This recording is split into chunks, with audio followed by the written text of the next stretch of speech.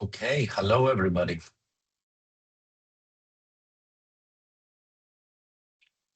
Got a couple of minutes before we start. If anybody needs to grab that last glass of water before we crack on, by all means do so.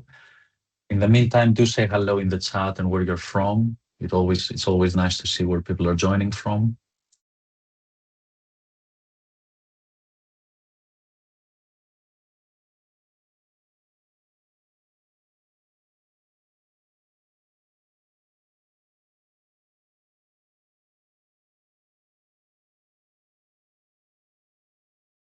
Hello from MO. I have no idea what MO is, but hello to you. Hello, Sari. Hello, Lebanon. Harbor, Kent, Romania. Oh my. I see Missouri, I see. All right. Germany, I see. Gillingham, Los Angeles, Cornwall. Right. Hello, everybody. Welcome.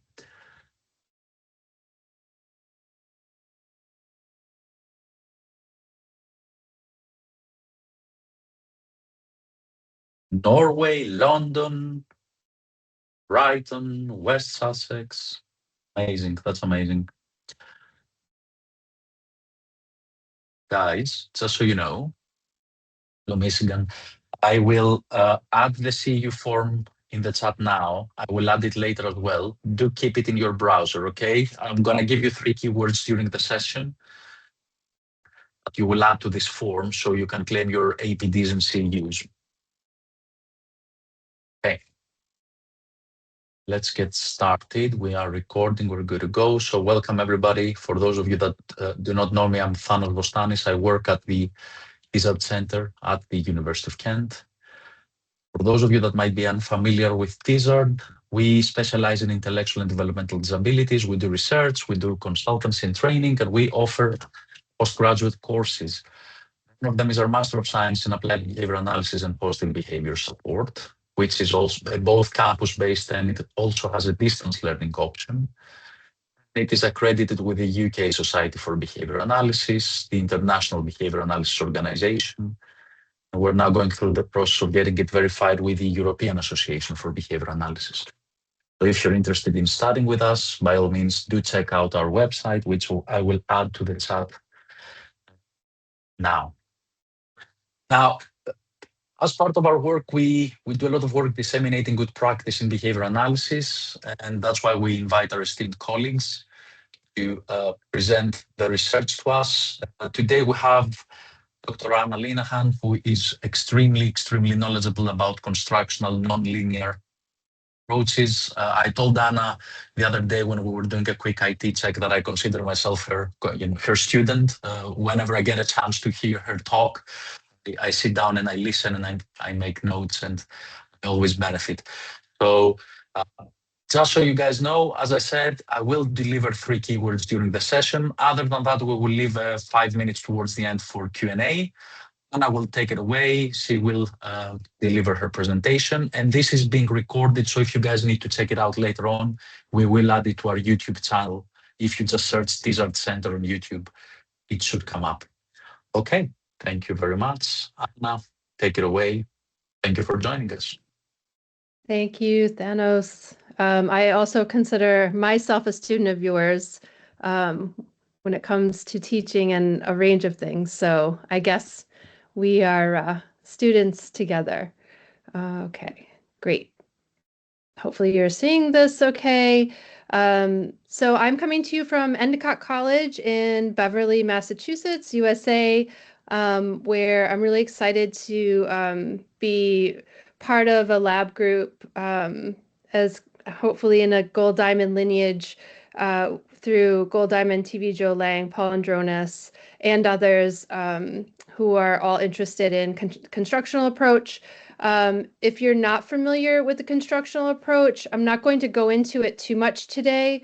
I'm really going to focus on the nonlinear contingency analysis, but I do want to orient you to the 5 key questions that we are interested in the constructional approach, which I think are really important to consider no matter what we're working on. So these are the core questions we are currently at. We always ask ourselves as we're thinking about behavior and behavior change and really building the therapeutic relationship with those that we serve. So the first question is, where do you want to go? So what are the goals of the individuals that we're serving? We want to look at where are you now? So what are the current repertoires, or what can we use as starting points for getting individuals on track with their goals? How will we get there? What kind of change procedures are we going to use along the way in order to get people to those goals? What would keep you going? So here we're talking about what are the maintaining consequences that are going to maintain that behavior as we're building and striving toward these accomplishments. And then how will we know where we are along the way? What kind of data are we going to collect in order to determine where we stand in terms of those goals and accomplishments? And then how will we know when we reach them? So those guiding questions are used throughout the constructional approach. And it's important to know the constructional approach is informed by a nonlinear contingency analysis. And so I think one thing that's really important here is when we talk about this in our framework of looking at behavior, that word contingency is important and needs to be there. I've heard other folks in the universe talking about nonlinear analysis. We're very interested in the contingencies. We're always looking to the contingencies in order to be able to analyze and assess what's going on with behavior, any behavior. It's all about the contingencies. And so when we do this, we're moving from what we might consider a simple cause and effect thinking about behavior, or what we might consider as a linear relation, to there are multiple things interacting that produce what is present in how someone is behaving in that particular space and time. So we're going to talk more about what that looks like. I want to state, though, we are using a linear analysis in the nonlinear contingency analysis. We're not throwing anything out here. We're extending what we're doing in practice. And to me, that's really important, because I'm not going to tell you today, don't do this, whatever. Whatever you're doing, think about this is a way to approach it that maybe you hadn't contacted before.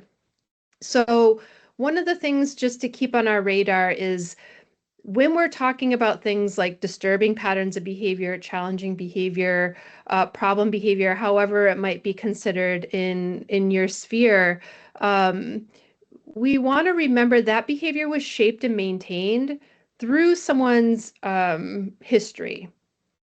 And that's important to know in terms of understanding its current ecology. And when we look at the nonlinear analysis, this is important to consider so that we're looking not just like at one snapshot, but how has this behavior been kind of shaped up, or how it's currently maintained and why that might be the case.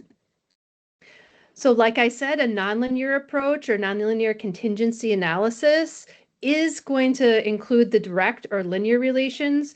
Generally, when we're talking about the linear relations, when we're serving individuals, they're the types of behaviors people might want to get rid of.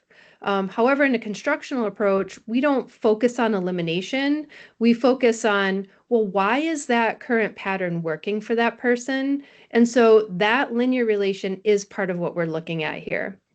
We also look at what we refer to as matrices of the referent behavior. That's what Golddiamond referred to as maybe that pattern of behavior that's currently happening that might be labeled disturbing, problem, or so on and so forth. I actually like the notion of using referent behavior. It's just the behavior we're referring to, and it doesn't give any kind of bias or qualifier about it. One of the things that I often say to students when they say things like maladaptive behavior, well, that's not really the case when we're talking about these things, because if it were maladaptive, it probably wouldn't be happening, right? It's happening for a reason. It's being maintained by those consequences. So I think referent behavior would be a nice transition maybe over time in terms of the language about that behavior that's maybe working for that person but is costly. And then it also includes the contingencies or relations that can, what we refer to as potentiate certain other relations. Now, this is kind of getting jargony. All I mean here, and we use the word potentiation, that was what Gold Diamond used as well.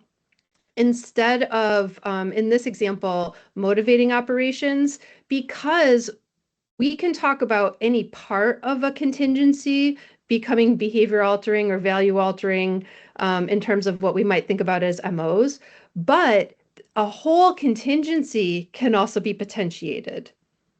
And so we can't really account for that with MOs. So we refer to it as potentiation. I'm kind of a science geek anyway, and I like it. I like to use the metaphor for myself of, I'm not sure if anyone's familiar with like a voltmeter or something that measures current, but I like to think if I'm plugging in my meter into this contingency framework, where am I reading, what's actually potent at that time. So it's just another way to maybe think about how we can figure out why certain contingency is more potent than the other. Many people may be familiar with this type of data recording. I certainly am. It's the way I was trained in terms of a direct or linear ABC data. So again, I'm not saying don't use this. I'm saying this is a great starting point for starting to understand that referent behavior, and we're going to build from here. So basically, if you're not familiar with ABC recording, it's looking at what are the antecedents or what events are happening around the time of that behavior occurring. What is the actual behavior or that referent or problem or however you might call that behavior? What does it look like? We operationally define it. We include it here. We're basing this data collection on that one specific behavior. And then what happens after the behavior occurs? So what are the consequences? And then through this data collection, we get things like, well, under these conditions, when that behavior occurs, it seems like there's access to attention, or it seems like there might be some escape from that demand or something like that. So those are the kinds of things we're looking at when we're looking at these linear relations. And if that worked every time and we could put in those interventions and we could be done, then we would be done. But we know that that doesn't always work out.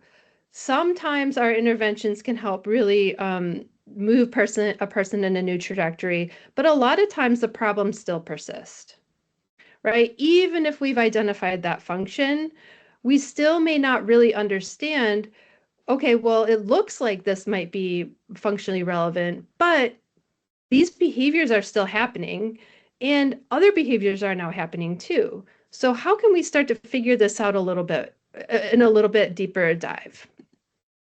Well, from a nonlinear contingency analysis perspective, we know, or just from a behavioral perspective, from an operant perspective, that behavior is continuing because it's working. It's contacting reinforcement somehow, even if that behavior is costly to that individual.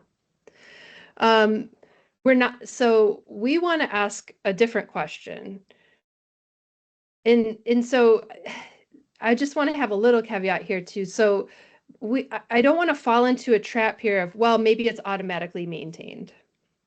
That doesn't really give me a lot to do if I'm saying that sometimes. There might be, I know there's a lot of literature on this and so on and so forth, but if we ask these additional questions, well, what are other available options that person has to get that reinforcer? And then how might they compare with what they're doing right now? What if they don't have any other options to get that reinforcer? It opens up a whole nother world for us as behavior analysts or as people serving others in whatever form that may be, to ask questions and get answers to unpack a whole world that maybe you hadn't considered. So this is just kind of this may not be 100% accurate. I just created this using AI. But what I wanted to show here is that behavior is part of all these different contingencies that are happening all around us all the time. So at any given point of time, certain behaviors, certain contingencies are selected. Whatever contingency that is potent for you for being here today, that's selected. You could be doing something else. I could be doing something else. I could also be doing something else while I'm doing this. It could be verbal, it could be escape, it could have some physiological components. There are just so many things that are happening all of the time that thinking of things in just only a linear way really divorces us from a full contingency analysis.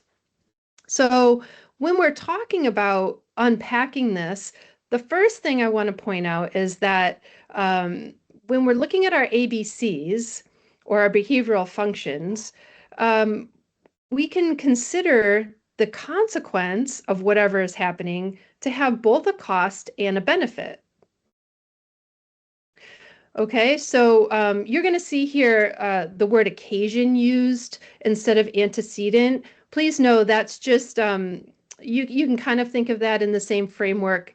Occasion, one, it's easier to talk to people about, you know, if you're saying the word occasion versus antecedent, but occasion might encompass more. What is actually going on in the environment around that time? But anyway, here's a simple case of, let's say, we have a child or student or our own child who is playing video games. So the occasion is the video game. They're actually playing it. That's their behavior. What are the costs and benefits of doing that? Well, if they're supposed to be doing their homework, then the cost would be reprimand for not doing their work and potentially getting a poor grade.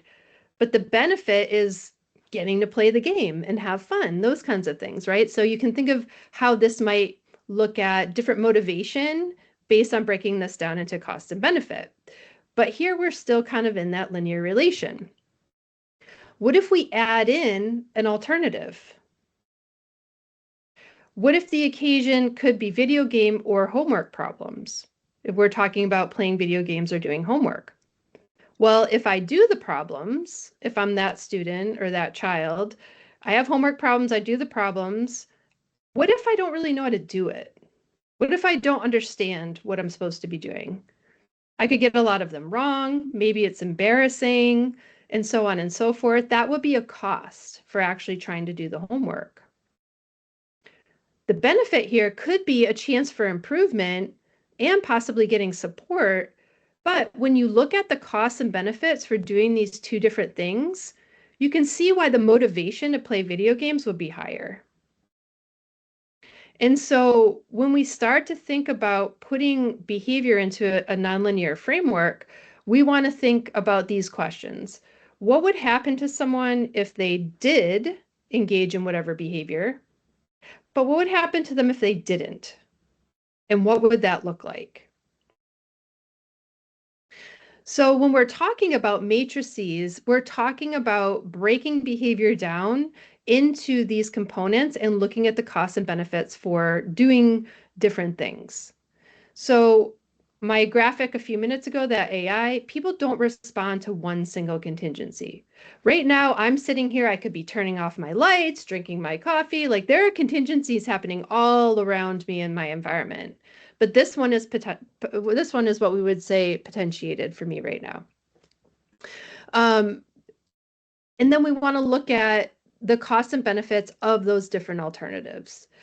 And the behaviors that are being reflected are the best available payoff within this matrix. So let's look more at what that looks like. I'm going to take us through this exercise that is based in signal detection theory. Now, if you're not familiar with that, that's okay. Don't worry. You don't need to be an expert in perception, but Gold Diamond was. And the framework for why we think about these alternatives, given costs and benefits, comes from this. And so I want to take us through this exercise so we can see, and maybe if I do a good job, you'll have a little aha moment here where you're like, okay, now I'm seeing more of the picture. So let's start out here. I've got ABC here. I'm going back with our basic linear relation, antecedent, behavior, consequence. So if I present you with these two blue rectangles and I say, is this large?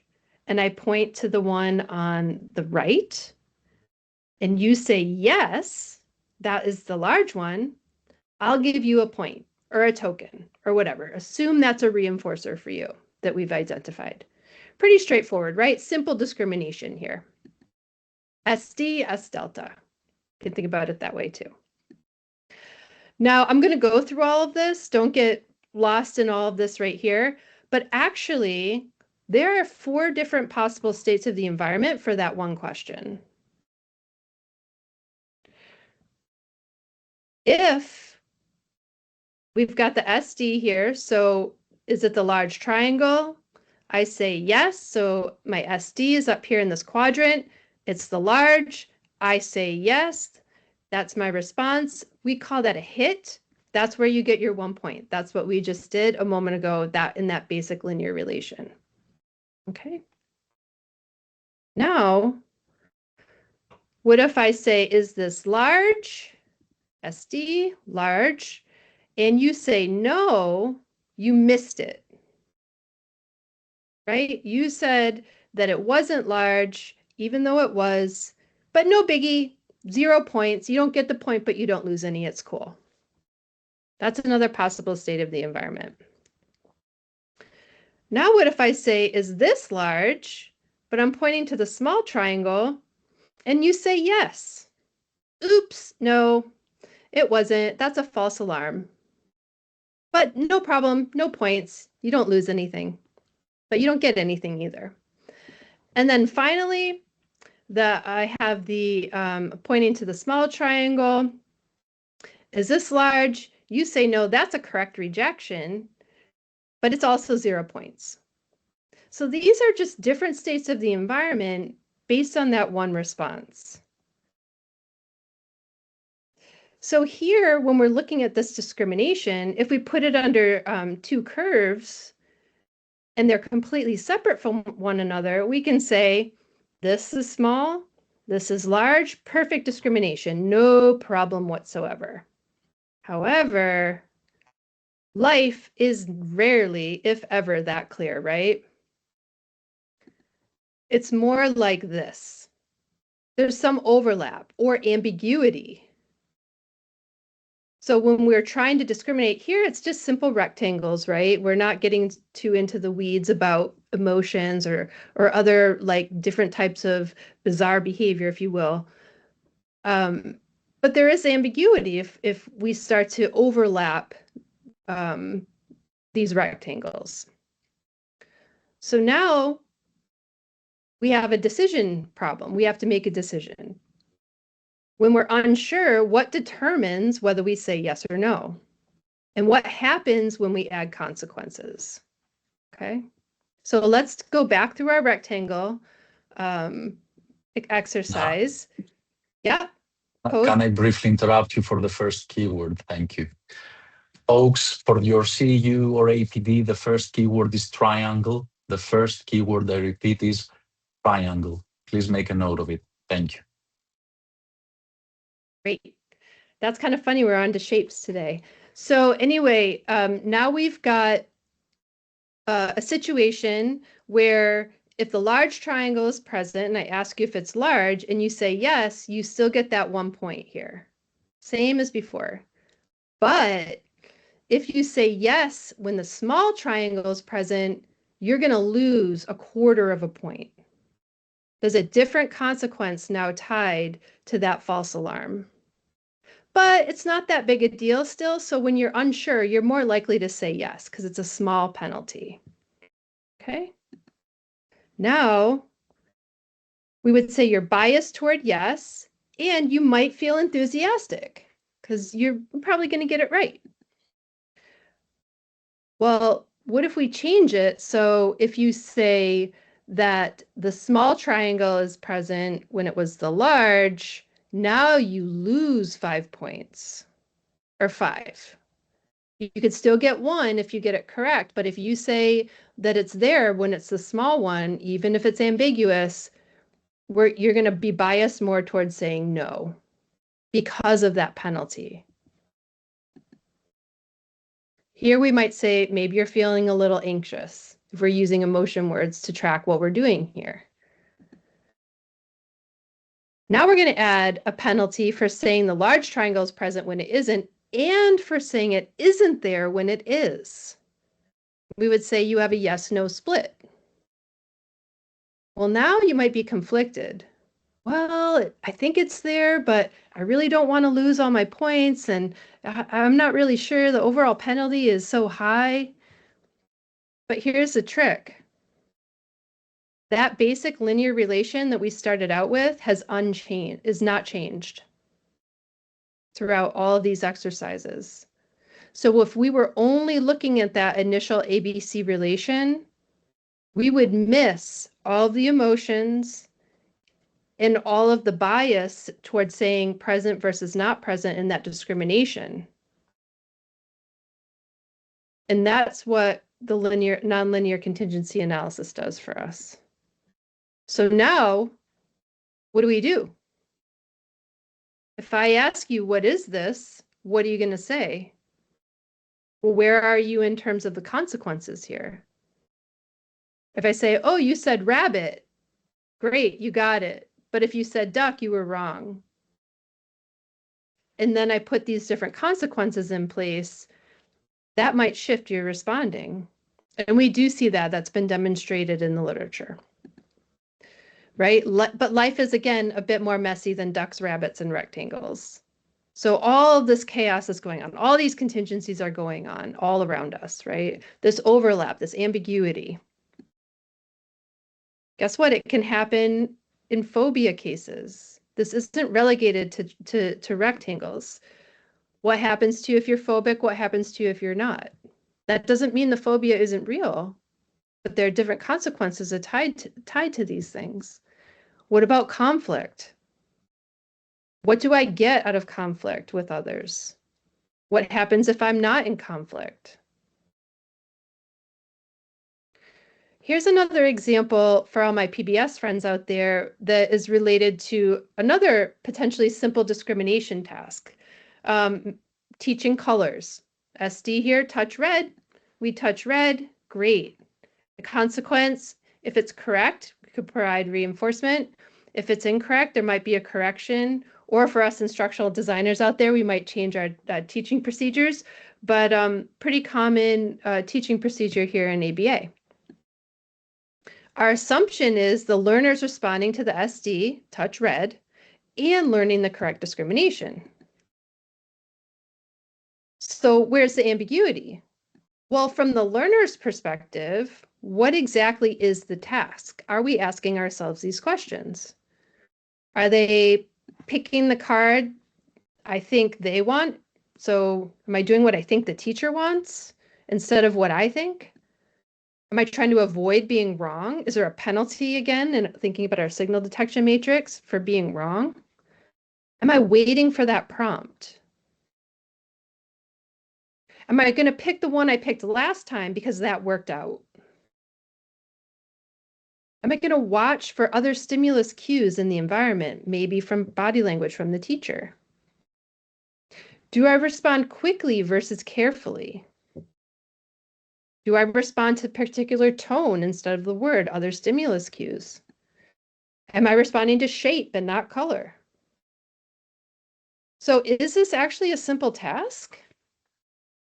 The same observable behavior could have multiple possible controlling contingencies. Touch red seems easy. So what might that look like for those different types of students? Learner A, they're the fast guesser. They quickly tap a card without scanning. I know I've had learners like this. They get it right sometimes and get the reinforcement, get it wrong sometimes, get corrected. But if we're looking at the nonlinear relations here, what's the penalty for getting corrected or for what is the reward for the reinforcer? What's actually being shaped here could be speed over accuracy. We're not actually getting the discrimination, and the guessing is being maintained by intermittent reinforcement. What about our prompt-dependent friends? They're waiting, they're looking at the teacher, and responding only after cues we might not even see or be aware of. So what's actually being reinforced here? Prompt following, not discrimination. What about the error avoider? Maybe there is some high penalty in their history for getting things wrong. They hesitate, they're engaging in escape behaviors. So here, avoidance of correction, that might be what's controlling this, these contingency relations. And now let's bring in a whole host of teachers with all their own different behaviors to add complexity to the contingencies. So even what may seem like a simple discrimination task, if we're not looking at this range or constellation of contingencies that are available in the environment, and we're not actually assessing in terms of the costs and benefits of responding in different ways, we might be missing a big picture. And we won't have an effect on some of the disturbing patterns of behavior that we're seeing. And B, it could impact our teaching. And it could take longer. It could prevent learning. So really exploring these relations is very important. So I'm going to return us to these questions. What happens if I respond? What happens if I don't respond? And what are the costs and benefits of each? So now let's bring this into an actual case example. This is a case, a 13-year-old student, middle school, diagnosis of autism. This individual is verbal, able to communicate wants and needs, and is placed in a specialized classroom with 3 peers. This student has several strengths. They're academically capable of participating in general education, but the challenges that are listed here are precluding them from being in those environments. It's not safe for him, and it's not safe for others. The behavior is occurring in various times have been identified. So when asked to participate in group instruction, when teacher attention shifts to other students, if they're prompted to leave the classroom. And as a result, the student is removed from instruction. They're remaining in a restricted setting. Again, that restricted setting with only 3 other students and lots of staff. And they're limited to their access to the broader school environment. So why is this behavior occurring? These are the kinds of questions we want to unpack. Is it escape from demands? Could it be access to attention or other items? Could it be both of these? Is it avoidance of previously established aversive situations? A combination of all of these? Some of the descriptions of the current services that were in place for this individual did include trying to look at some of those functional relations that were previously identified. So there was some planned ignoring. There was some extinction plus differential reinforcement procedures that were in place. There was extrinsic reinforcement. So, kind of the situation, first do this group assignment, then get access to iPad, that kind of thing. Or, we're going to do this first, and then you can go talk to your favorite staff for a while. But again, why does this behavior persist? What different options did the student have to get the reinforcers they were after? So 1, they could participate appropriately, but that wasn't happening. And that's what we have to figure out. The other option was engage in problem behavior. And that's where we were.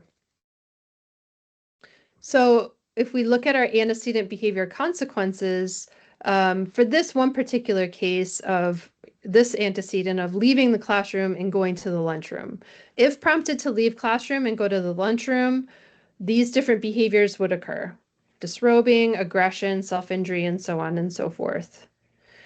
The consequence was commotion, delay, removed from the environment, and then direct access to adult attention, right? These were all things that were put in place to, in order to promote safety for the student and for others in terms of the consequences. So let's unpack this a little bit more in terms of our costs and benefits. So when that disturbing behavior would occur, what are some of the costs that might be associated with that? Well, the student was already in a restrictive program within the school setting, but they were looking to put him into an even more restrictive program outside of the public school. There could be possible escalations of behavior, which had historically led to more severe self-injury and isolated from the rest of the school. Some of the benefits, even though this behavior is costly, included basically he didn't have to do what he was being asked to do in terms of those situations.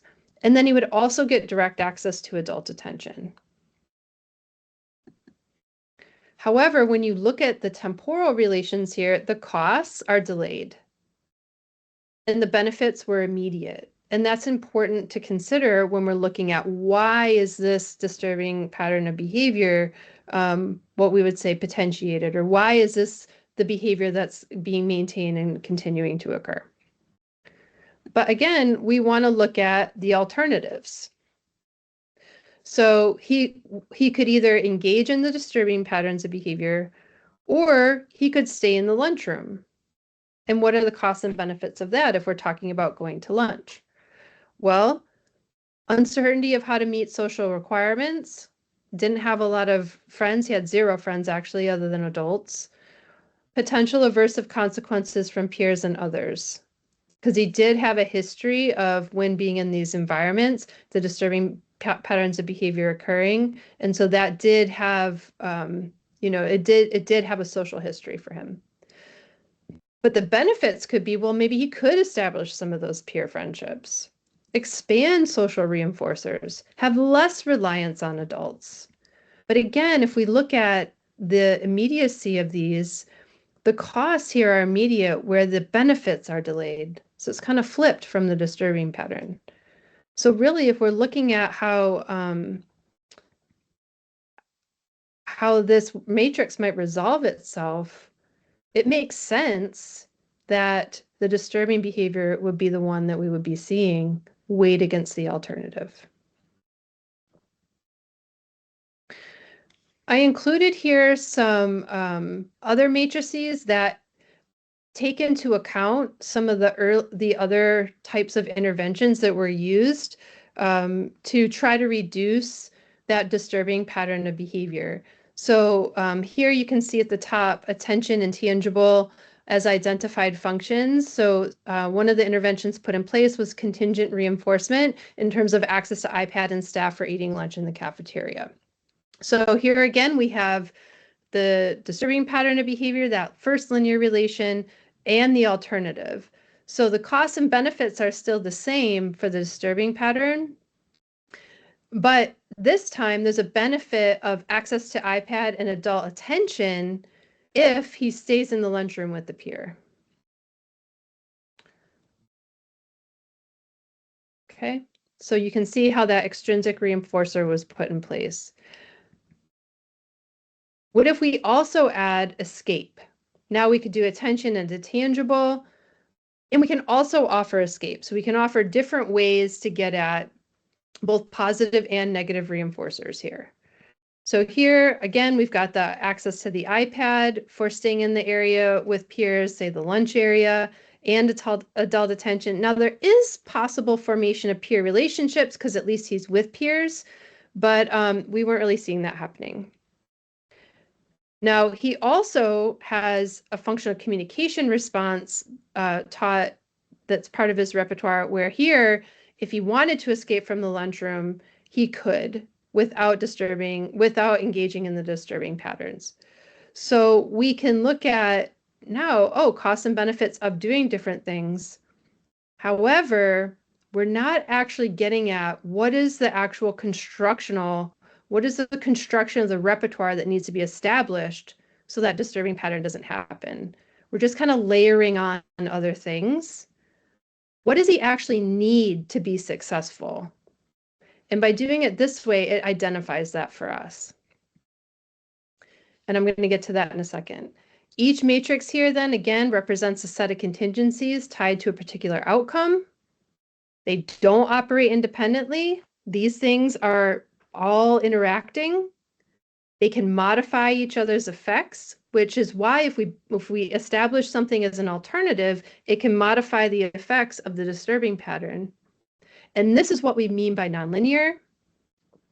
The behavior we're observing is a product of those interactions. So if you're familiar with the constructional approach, part of our indirect assessment is a constructional questionnaire. So from that and from resolving these matrices, we can identify goals. So some of the goals identified for this individual by parents and others within the school was to have friends, make peer friendships, be able to access other areas of the school, and extend and learn new academic skills. The individual themselves at the time of the interview, they said they didn't have any goals because really he was having everything he wanted or he thought he wanted. He did zero classwork. He was in this classroom that's separate from everything else, and he got access to adult attention all day. But later on, he was able to identify he did want to have a friend. He was interested in getting a driver's license and wanted to learn to scuba dive. So that was pretty cool. Now, you could say, well, Anna, I don't know, sometimes my clients or the individuals I work with, they want things like a driver's license or they want their kid to go to college, these things that may not be in the cards, may not be possible. But that's okay. We're going to take a constructional approach to that by asking, what would I see that person doing if they had a driver's license? What would they be doing if they went to college? Oh, well, they'd be independent, and they'd have friends, and they'd have a career. Oh, so those are some of the things that are important. It may not be college itself or the driving itself, but what are the things around those, what people are describing that may lead to their actual goals?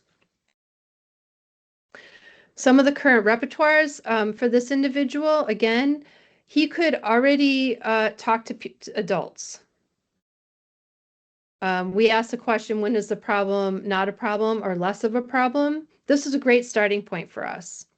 He can talk to adults. He talks to adults about topics that aren't really that interesting for a long time, but those are starting points we can shape behavior from. So how are we going to actually get there in terms of having friends, accessing other things outside the school, and so on and so forth? Generally, we would rely heavily on a lot of extrinsic reinforcers, on iPad use and so on. But we want to be able to figure out what natural reinforcers have to be put in place or what behaviors or repertoires have to be put in place so that those natural reinforcers can actually have their effect. And so we call those... Can I jump in quickly for the keyword? Sure. Folks, the second keyword is modify. For your CU, the second keyword is modify. Thank you. So we wanted to look at putting in place what we call systemic target behaviors. Now, we do talk in this approach about the differences between what we would call a topical intervention and a systemic intervention, and that can really, that could be a whole talk on its own.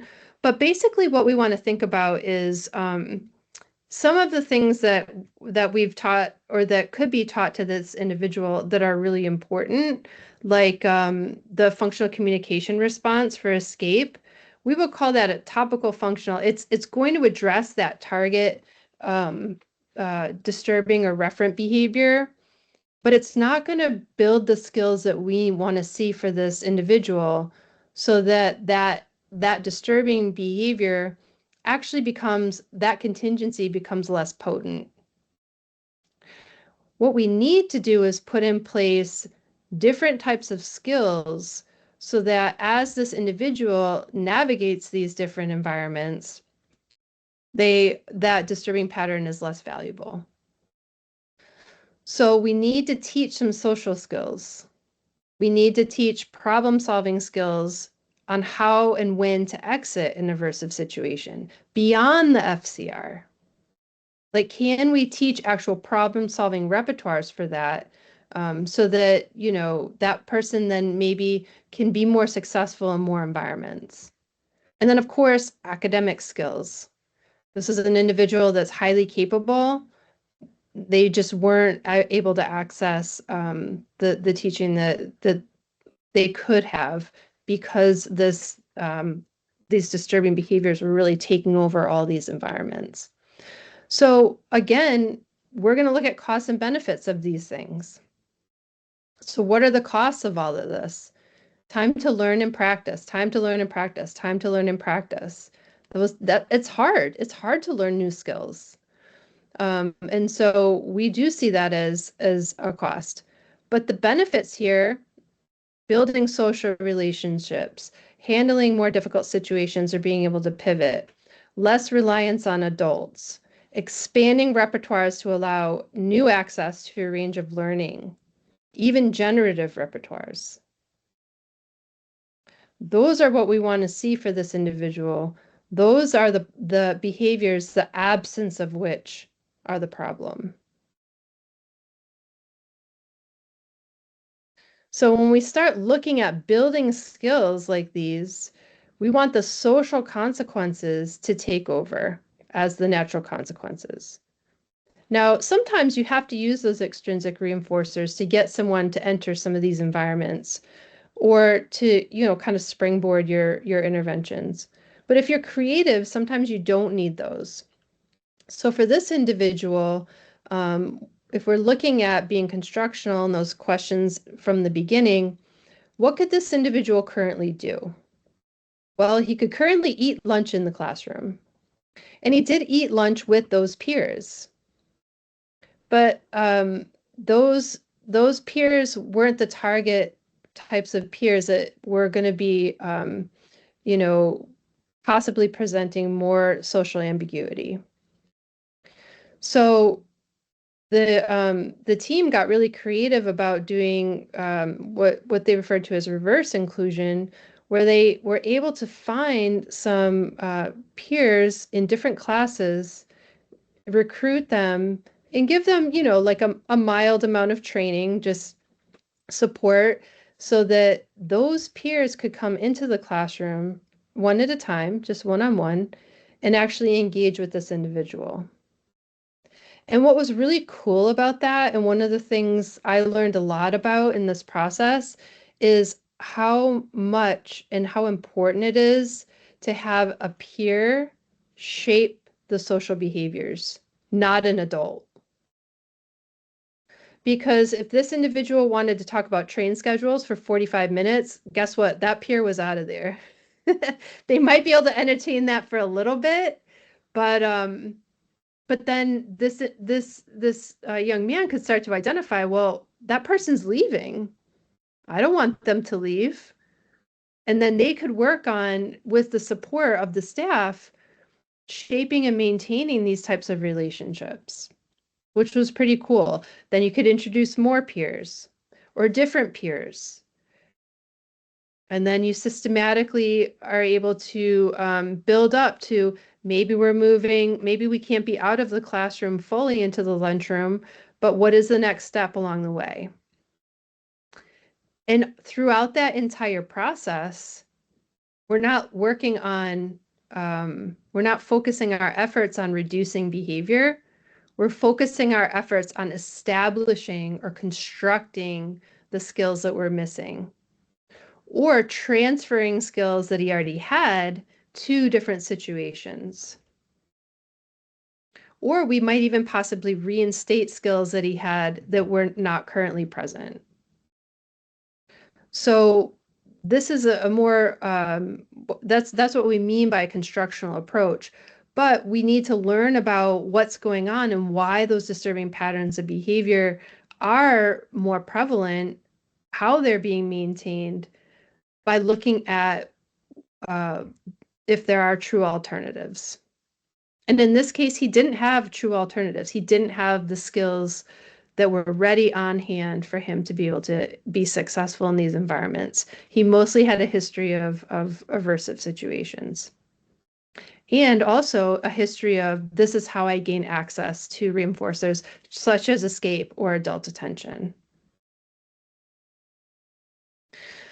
So when we're thinking about the constructional approach, or when we're thinking about a nonlinear contingency analysis in terms of unpacking these matrices from a linear example of the disturbing pattern to really looking to establish those other repertoires, we might see this inflection point in time or intersection where even if we're not intervening on the disturbing pattern, if we're getting at and supporting the right skills to be built, then we'll see that disturbing pattern go down as those skills go up. But again, it's this nonlinear informed analysis that helps us identify those different patterns and repertoires and then applying a constructional approach to it so that we can really work on less deceleration and more acceleration of behavior. And so a lot of times when I talk about these things, folks will say, well, this sounds like what I'm already doing. And that's great. And there probably are a lot of components to this that you might already be considering. But if we're only really looking at that linear relation, or if we're putting our analysis into two buckets, like here's my bucket of looking at how I'm going to decelerate the disturbing pattern, here's my bucket of how I'm going to teach skills, then we're really not being constructional, even if they're related. And we're really not using a nonlinear analysis because those things have to go together in order to develop these types of repertoires and to understand why what may be disturbing or may seem like bizarre behavior is happening in terms of the alternatives that are available. I know there's a little time left. I'm happy to take questions. I have another case example I can go through if there are no questions. This QR code is just a list of resources, so some papers that you might find interesting if you wanted to do more of a deeper dive. And then here's our website. We don't sell anything, but if you want to learn more about the constructional approach in general, you can log on there, and we also have a subscription. Again, we don't sell anything, but we're, like we promote if we're doing talks and stuff if you want to stay connected. So yeah, that's all I have about nonlinear analysis today. Hey, thanks, Anna. Folks, feel free to pop your questions in the chat. We have a few minutes left for questions. Some comments already. Just to address the question about YouTube, I did add the link in the chat, and we will add the behavioral talk on our YouTube channel by the end of the month, probably. But if you just search Tizard Center on YouTube, it should come up, and you can then subscribe, and it should send you a notification. We have a dedicated playlist with all the behavioral talks that we do on a monthly basis, so you can find Anna's talk, and there's as well. Overantendis says, while the slides are great, the amazing context is essential for the key learning messages. I agree, and Anna unpacked that very well. So sad that I missed the beginning of this. It sounds amazing. Thanks for bringing these webinars to the table. Our pleasure, and do check out the website that Anna highlighted. You can find a lot of nice bits there, so you can kind of delve deeper into the constructional approach. I haven't given the last keyword yet. Don't worry. Okay. I don't see any. How do you handle using the questionnaire with non-verbal clients or with clients that are not interested in conversing? Excellent question. Thank you for that question. The questionnaire can be modified to be asking about other individuals. So, for example, the case I just gave, that person, that student, he didn't want to talk to me at all in the initial interview. I asked him a question like, what are your goals? He had 0. He was living his best life. Initially, it didn't really matter if he could tell me or not, because he didn't give me any information. The questionnaire itself, though, I would ask the questions two others. So for this case, I did ask two BCBAs, a teacher and both of his parents about him and about them. What are your goals in the situation, and what would you like to see for him? So you can kind of take the questions apart and ask specifically, and Gold Diamond gives a really nice guide throughout the questionnaire in terms of what behavioral components are you looking at. So if you're trying to understand stimulus control, then you would ask the questions like, when is the problem less of a problem? When is the problem not a problem? Things like that. So there's definitely a way to work through the questionnaire if you're asking about someone else. You could also do that too. There are a lot of animal trainers that also use the questionnaire for pet owners or different people who may be working with exotic animals. It's just how you frame the question. The answers that you're trying to get are related to stimulus control, reinforcers. What are the goals people are after? What current repertoires do they have? So it's really not that big of a stretch to be able to do that. Brilliant. We have some positive comments. Thank you. Useful information, food for thought, and so on. I will focus on some of the questions that have come in. Where do we find the questionnaire? The questionnaire is in the 1974 constructional paper, which I believe I put in in the folder with the QR code. But the Gold Diamond toward a constructional approach paper, it's in there. It's also in the nonlinear contingency analysis book authored by Lang et al. 2022. So I can also if is it okay with you, Thanos? Oh, maybe I can't do. I'm happy to also share my email. I'm happy to email anything to people, but But by all means, do you want to pop it in the chat, Anna? Do you have access to the chat? Yeah. Otherwise, I can. For some reason, I'm not able to type in the chat. I don't know what's going on. It's probably me. I mean, can you share the slide again with the resources and the website? So yeah. that way, and folks, by all means, you can, as I said, this is recorded, so you can come back to it if for whatever reason you need to scan that QR code again. Yep. We have another question. I wonder, how did you manage to bring the peers in to help shape behavior? Were there any issues in bringing them on board? Yes. So the peers, actually, we had more people. There we go. We actually had more peers than people, more students that wanted to do this than we could actually use. So there wasn't really an issue there. It was very delicate though, because, and again, given the age, as this individual moved into high school, it did get a little bit easier because the students were older.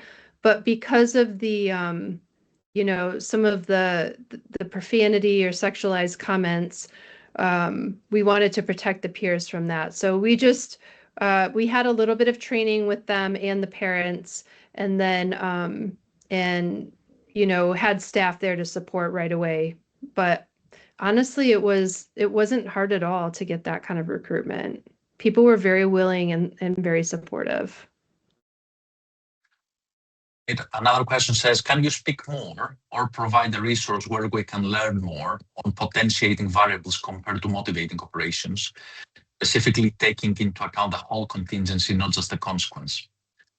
Yeah, so within this resources, I think I put a link to the nonlinear contingency analysis book that I referenced earlier, Lang et al. 2022. It'll talk more in there about potentiating variables. Another question says, did you have to work with adults around the young person, for example, if they're motivated for conflict, and get those interactions to have access to social contact? 100%. This individual, it's sad, of course, but some of the behaviors, especially directed toward other students, it did affect the adults. And I totally can see how that would happen. It was kind of sad to see. He didn't have a lot of support. That just happens with some of these patterns. But when we started shifting, I know there was also a question about data collection, which could be a whole nother talk too. How we use data collection is a bit different here, although we do incorporate, the standard types of data collection that we're familiar with, like interval recording and frequency and so on. But we actually logged information on the individual, not just the behavior when it's a problem, but also when things are going well. So I would have them write out what was the activity, what did they want to happen, what actually happened, any comments or emotions. And actually, in doing that, in taking away a lot of the procedures to eliminate behavior, like the planned ignoring and so on, establishing behavior and having them take data on when things were going well, really changed some of the relationships. Because it's making people aware of the fact that it isn't always bad. And it gives them something to build from. The logs are really powerful tools. I mean, I use them on myself, to be honest. Even if I feel like I'm in a slump, I actually fill out a log and I'm like, I actually did some stuff today. Where it feels like, oh, everything is just so overwhelming. I'd love to see someone do a study on burnout related to the logs. But anyway, You can yeah, have a that was, participant, Anna. Sign me up. yeah, yeah. I mean, Oh, seriously. oh dear. But I'm glad that came up because that was really powerful to me to see the relationships between this individual and some of the staff change for the better. Folks, the last keyword is number 48. 48. The last keyword is number 48. No, you didn't miss it. Don't worry. I have the form there. Add your information, your details, and the 3 keywords. One reminder, please. I have 45 days to prepare your certificates. Please don't start emailing me in a week saying, where is my certificate? And panicking and so on. I promise you I will get to it. I always do so. I've also added the feedback form. We always welcome your feedback. And I have a few more questions, if that's okay, to go through quickly. Sure. One says, what about nonlinear component composite programming and the generation of emergent generative repertoires? Suppose the question is, where does that fit in the nonlinear approach? Yeah. So I'm not sure if I fully understand the question, but I'm going to try. I think what you're getting at is skill building, and actually the whole component of change procedures within the questions that I talked about at the very beginning is based on instructional design. Actually, the entire constructional approach is based on instructional design methodology. So if you're talking about developing component composites, shaping behavioral cusps, teaching to generativity, that's what we're talking about here.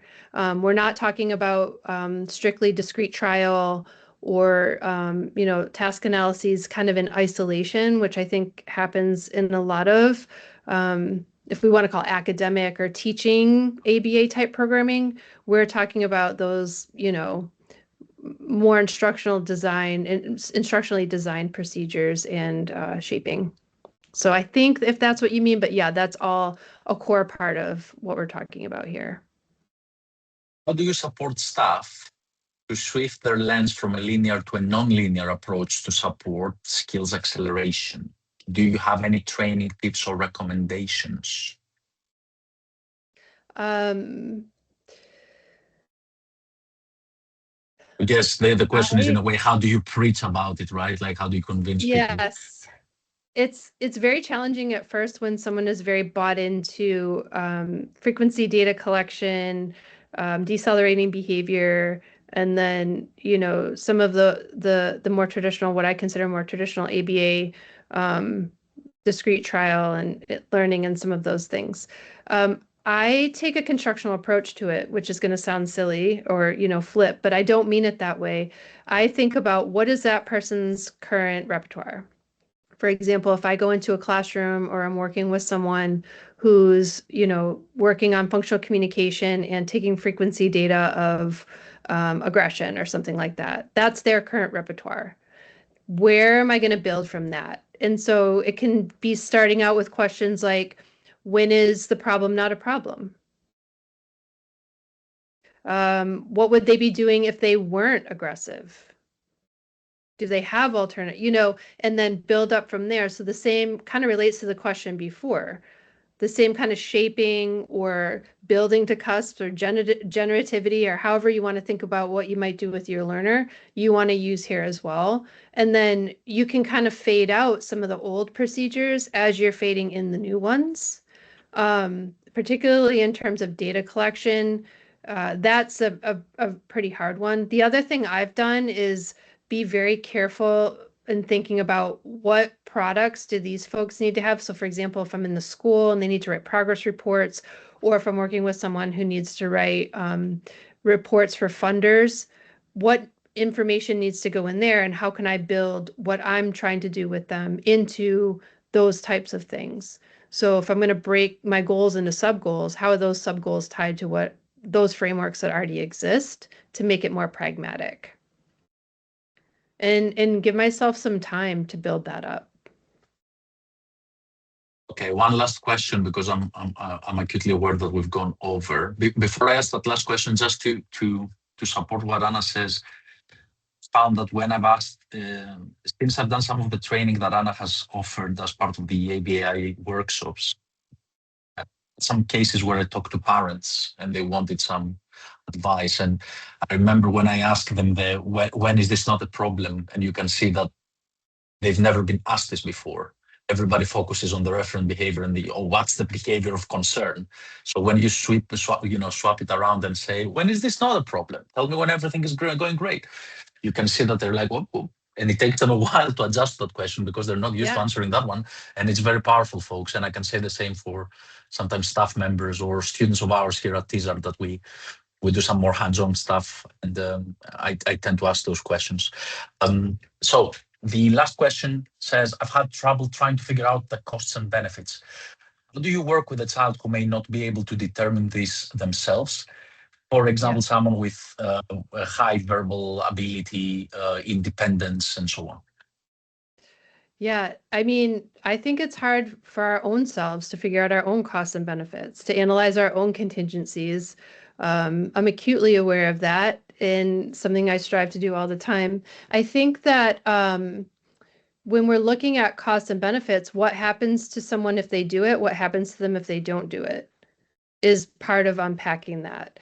So what are the costs? What are the benefits? If I even just break it down, I was going to do it for myself, but like, let's take to this kid. Just think of something that they do during the day. Like, do they have a math class?